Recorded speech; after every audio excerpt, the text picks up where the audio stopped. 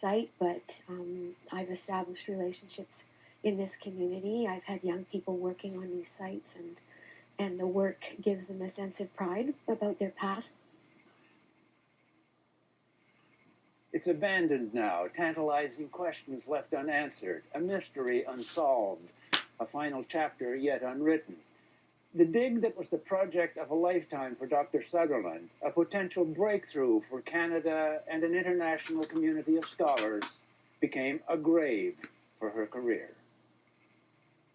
Since her dismissal, she's been denied access to the product of decades of scholarly work for the museum. She worries about what has happened to artifacts and documents painstakingly assembled over decades. James Turk, Executive Director at the Canadian Association of University Teachers, sees a dangerous precedent in what happened here. What's even more troubling is not only is she let go, but she's denied access to the material she needs to continue her work. I think her case illustrates, pretty dramatically, some of the problems with the politicization of science and the politicization of these kinds of matters. And then, in Ottawa, in late November 2013, just as Pat Sutherland thought the museum could no longer shock her, the biggest shock of all, a new creative partnership, a financial sponsor.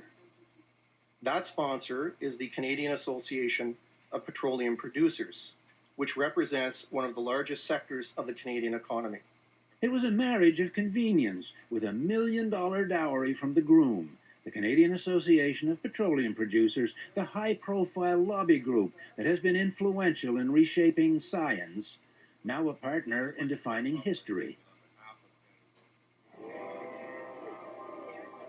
For more than 2 years, scientists have been pushing back. On this September day in 2013, there were similar demonstrations by private sector and academic scientists in 17 centres across Canada.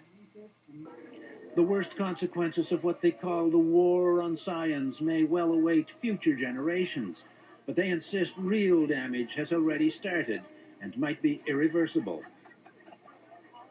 Professor Duck still has a job because he's an academic.